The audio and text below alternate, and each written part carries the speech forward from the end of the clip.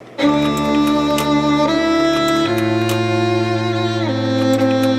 was slated to be gassed, to be murdered in the gas chamber along with another group of people. When I was taken to Bergen-Belsen, I was separated from my last sister, and I was all alone and very sick. I am Judy Cohen, originally from Hungary, and I recently published my memoir about my life.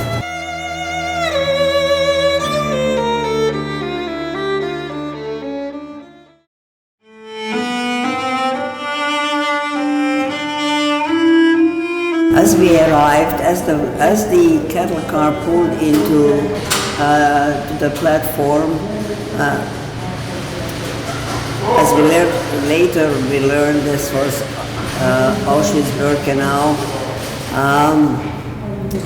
The first thing that happened is that they opened up the doors, the sliding doors, and we actually welcomed the fresh air coming in after 3 days of traveling under extremely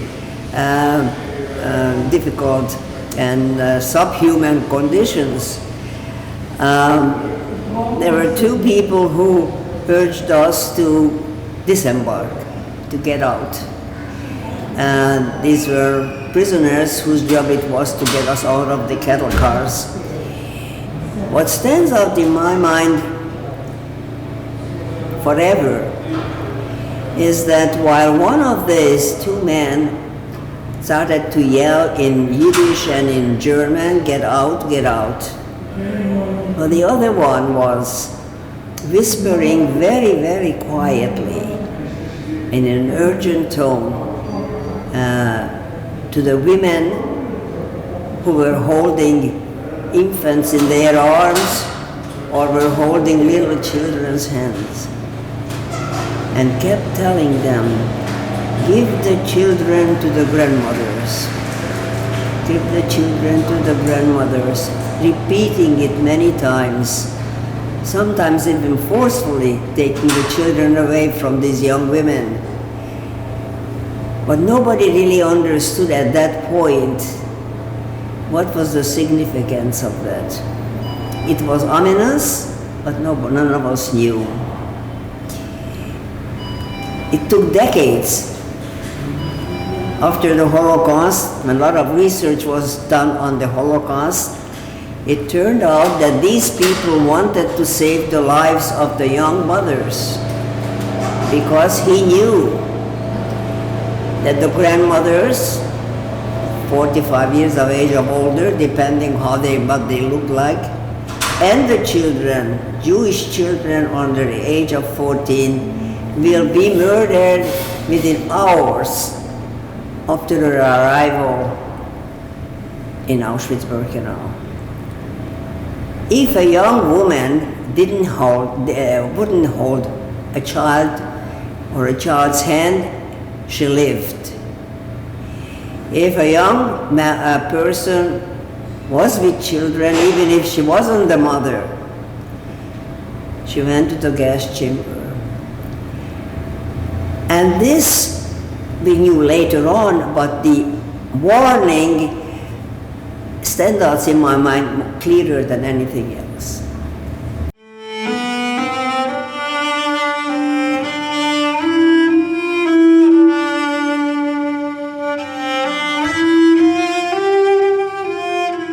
I was in Auschwitz for 3.5 months, and then I was transported to another camp, a concentration camp in Western Germany, to the Bergen-Belsen concentration camp.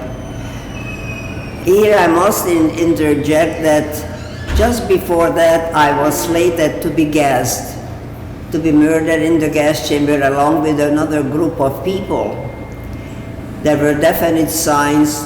We were sitting there separated, naked, and waiting for the truck to take us to the gas chamber. But I was so sick with dysentery and high fever, I didn't realize my grave situation. But the truck never came. We weren't gassed. We could only guess what happened. Sometimes they ran out of gas in Auschwitz-Birkenau by that time. Cyclone B gas. That's the only reason we can think of why we were not gassed.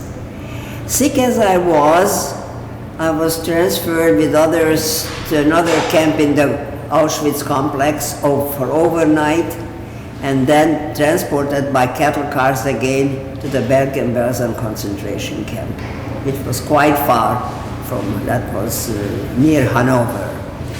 And that was the second camp that I spent also about 3 months. From there,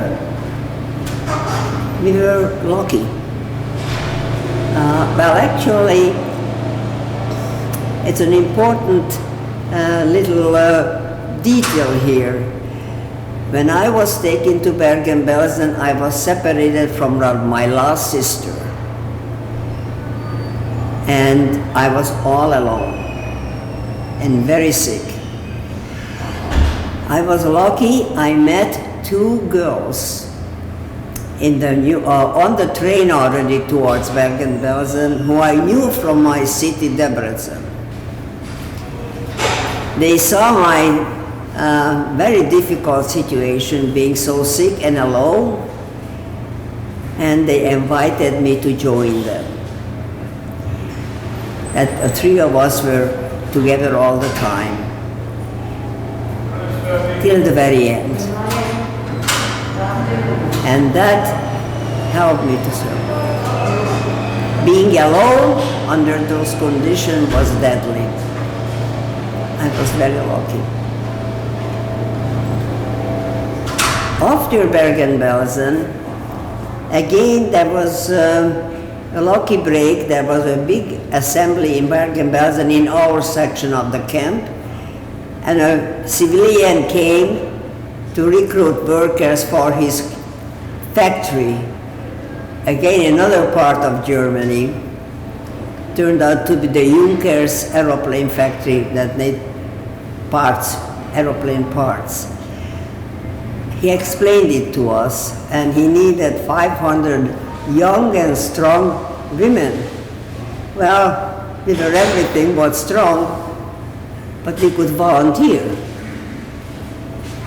I took on the name of my 2 friends and presented ourselves as 3 sisters.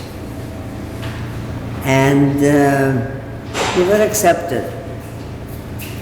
And again, by cattle car, I think it was January 10, 1945, we were transported to Aschersleben, a labor camp. That was a sub-camp of Buchenwald.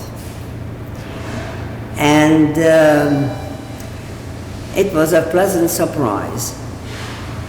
Now, we must understand we compared everything to Auschwitz-Birkenau. So anything even a notch better was already appeared to us as a lucky break. But this labor camp was much better. And that again, we worked there, we worked and the barracks were very close to the factory, so we didn't have to be outdoors much for roll call, etc., because we didn't have enough winter clothes really. And we worked 12 hours a day in the factory, but the food was better, not enough, but better. But what really saved us, the fact that we could shower every day with hot water. Being able to keep clean was absolutely one of the factors that saved us. They didn't supply us with that for our sake. They supplied us because by then we joined other workers in the factory. We sort of were introduced to civil society. We had to be, we couldn't smell, so we had to keep clean. But for us it was a lifesaver.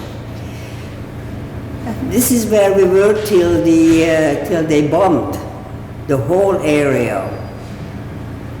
This area was the heart of Germany's war industry around Leipzig. And the bombardments were terrific. Once they came, it was terrific.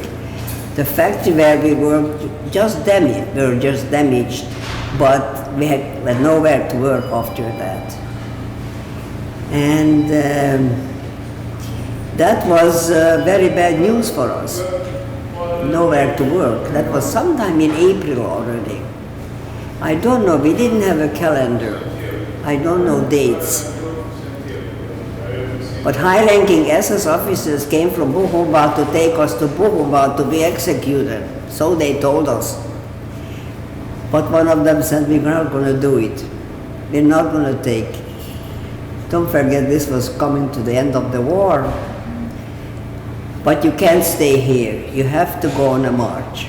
You have to leave the camp and march to nowhere. They gave us two soldiers, Wehrmacht. They weren't SS. Wehrmacht soldiers with their guns. They had to lead us to nowhere, exactly. No destination, and that's where most of us died. Well, this is what we estimate, that by the time we were liberated, we were around 200 out of the 500 women. Some of them may have escaped and hidden, I'm not sure. Some of them we just left behind on the highways if they couldn't keep up. I didn't see anybody being shot if they couldn't move on. But at the end, it was one of the most difficult part after Auschwitz that what turned out to be a death march.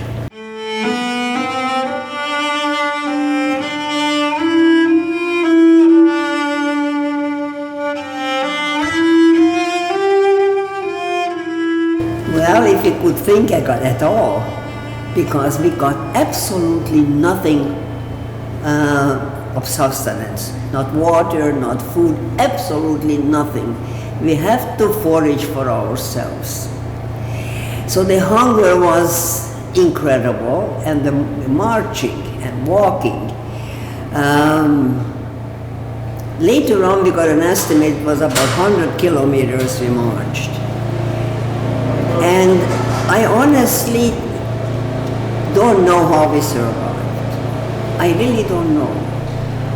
We used to be running into the fields as we were marching on the highway, on the shoulder of the highway, and was looking for what was growing in the earth and was digging it up like that, and ate it muddy, dirty as it was, little carrots or whatever was growing by April. Garbage cans when we went out little towns. I don't know how we survived. I know it helped that we sort of encouraged each other, that any one of us wanted to just say, I'm not going anymore. The fact that we could encourage each other and even drag each other, come on, we can't give up now, that helped all of us to survive, but especially me, by the two sisters, I'm being encouraged. I had incredible shoes. In Auschwitz, when we were sitting there naked, they took away my shoes from home, what I had from home yet, and they gave us a contraption, it can be stopped and wooden sole, but it was coming apart by that time. And so my feet were bloody, I could hardly walk, never mind march. And it was incredibly difficult. I really don't know, we just survived by luck, by sheer luck. No food of any kind. Only once. This was towards the end, we figured, I'm not sure, but finally we broke down and we realized we had to start begging. It was a part of this our journey, took us through little towns. forest towns, whatever, but the little towns were absolutely surreal. A few meters from us, we saw normal life. Kids were going to school, people going to work, neat little gardens, neat little homes with their curtains. We haven't seen normal life for such a long time. People saw us, but they really didn't see us, didn't want to see us. For a few meters from them we were starving, and they had normal lives. But so that gave us an idea, maybe we should start begging. And one day they were pushing me, my two camp sisters, as we called each other, that you go. And I said, okay. I remember stepping out of the line and knocking on the door. It was a green door, nice little home. I was knocking, I knocked on it, and a woman opened the door. And they didn't shut it in my face. I had the chance to tell her in German, because I spoke German, that I am very hungry. Please, would you give me something to eat? And she said, wait. She went back in the kitchen, but she was shocked. She was in a shock seeing me. Probably I also smelled, who knows? And came back with the biggest slice of bread. Well, probably it wasn't that big, but to my hungry stomach and eyes appeared big, loaded with marmalade. And she gave it to me. And she closed the door so fast that I didn't have even time to say Danke. And thank you. Of course, I caught up with the moving line, and I shared a slice of bread with my two camp sisters, every morsel of it. That was the only food, the actual food that we had. It so happened 2 days later we were liberated.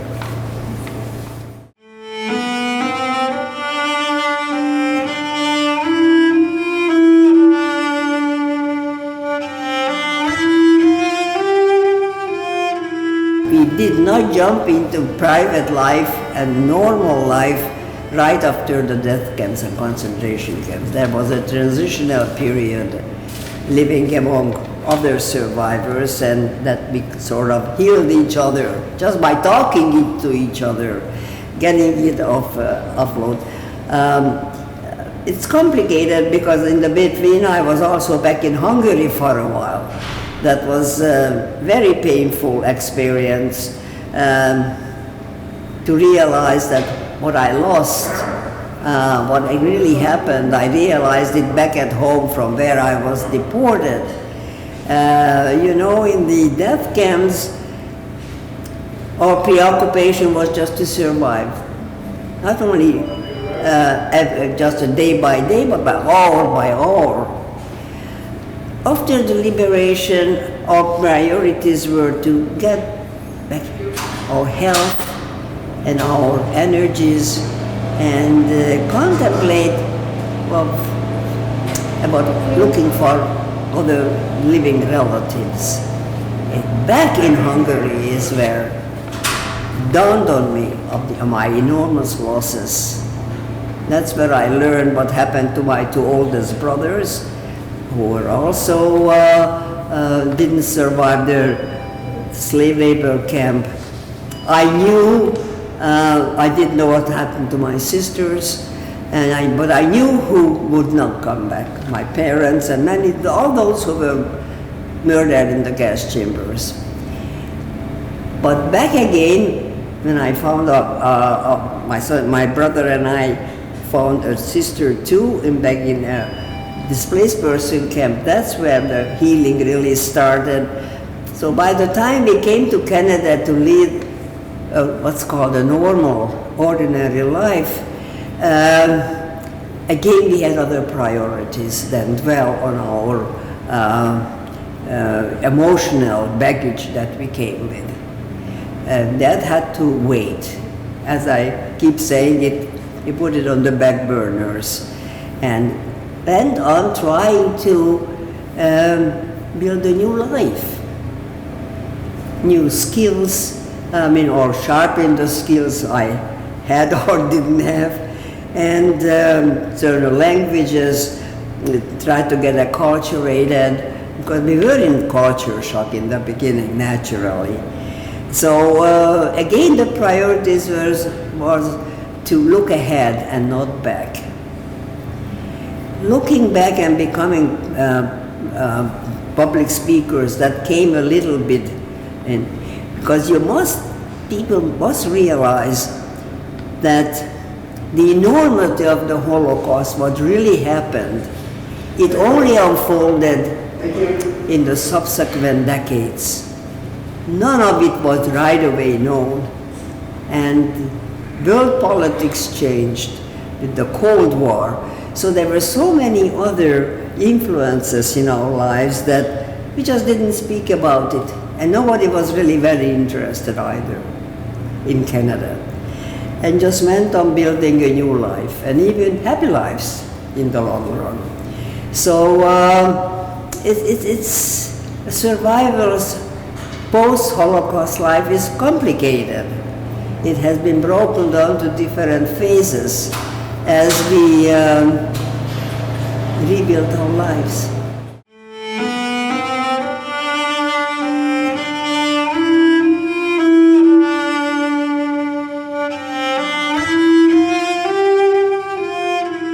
You know, a memoir is basically a very long public speech.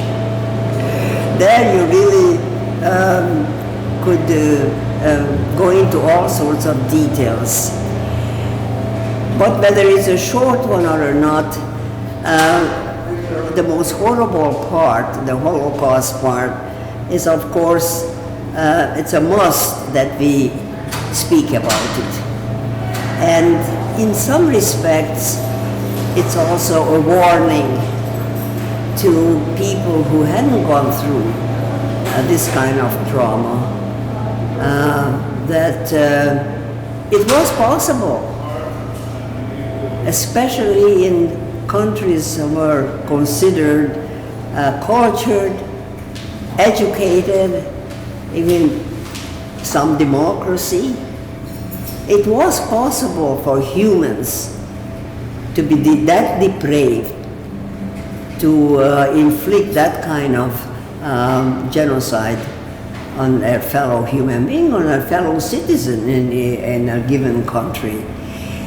So we shouldn't be complacent about what's happening today, because again, the world seems to be very turbulent and violent, and some of those hateful ideologies survived.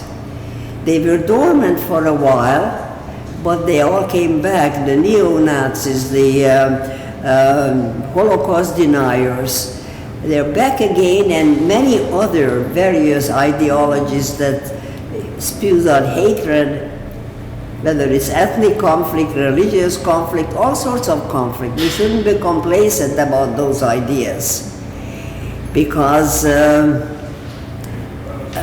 have to be stopped before they become so powerful that they can cause worldwide havoc. So each of us actually, since we possess free will, each of us have a chance to, in our own way, make decisions every day. Which way are we going to approach the upcoming menace, the process that caused the Holocaust is some kind of process is in the making now. So we should be complacent, and we should fight it. Ideas that will eventually end up something like a genocide. That's my message.